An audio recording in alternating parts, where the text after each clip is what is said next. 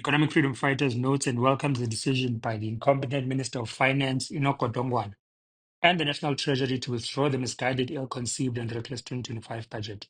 The EFF maintains that the 2025 budget tabled on the 16th of February and again on the 12th of March 2025, which contained a 2 percentage point VAT increase later revised down to a 0.5%, mainly to achieve a primary budget surplus, fails to appreciate the degree and depth of the economic crisis South Africa is confronted with. The budget fails to respond decisively to the crisis of unemployment and poor economic growth that now threatens a national economic collapse. South Africans need jobs and economic growth urgently, and the state is the only institution with the capacity to respond.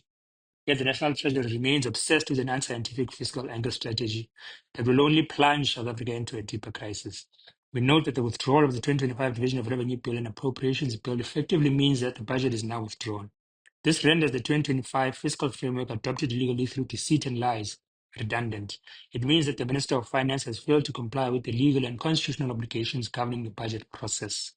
If the minister intends to withdraw the Division of Revenue Bill and Appropriations Bill and reintroduce them in a few weeks' time, as his statement has said, the question that arises is which fiscal framework will inform the newly reintroduced Division of Revenue Bills and Appropriations Bills, because they will no longer be in sync in terms of the Money Bills Act.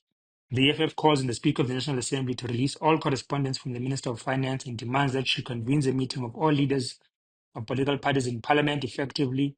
The country does not have a budget.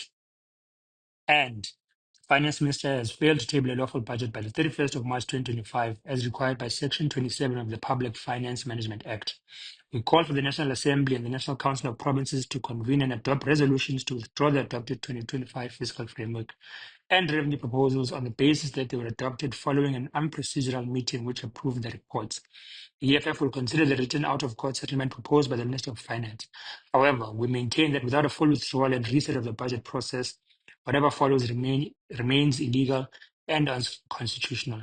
Furthermore, considering the current programming of the National Assembly, we are concerned about all of the current celebrations about a reversal of the VAT hike, whereas the Minister of Finance knows very well and should have reflected in the statement that his proposal to introduce an amendment bill doesn't effectively and unilaterally reverse the VAT hikes. The bill still needs to serve in front of Parliament, and the consistencies within legislation in accordance with the Money Bills Act has to be exhibited in order for the VAT hike to be effectively reversed. Therefore, South Africans should be cautious of currently celebrating any withdrawal of the VAT hikes until these processes have unfolded. Finally, the EFF calls for the immediate resignation of the Minister of Finance and the Director General of National Treasury. This entire budget fiasco should be a reflection for the Minister of Finance and his Director General that they are out of depth and pose a threat to the economic stability of the country, and by consequence are a threat to the livelihoods of South Africans.